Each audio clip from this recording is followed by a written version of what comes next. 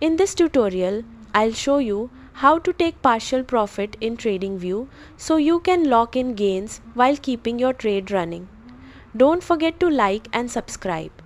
First, open Tradingview and make sure you already have an active trade running. Your position should be visible on the chart or in the trading panel.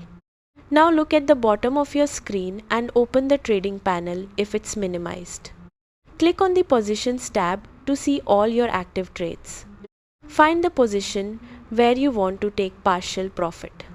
Next to that position, click on the Close button or the X icon. A new window will appear with closing options. Instead of closing the full position, select the option to partially close. Now enter the amount you want to close. For example, if you want to close half your position, enter 50% or half the quantity. Double check the number to make sure it matches your plan. Once you're ready, click Close Position. Tradingview will close that portion of your trade and leave the rest running. Your remaining position will stay active so you can continue riding the trend. This is a powerful way to manage risk and secure profits at the same time. That's it, you've successfully taken partial profit in Tradingview.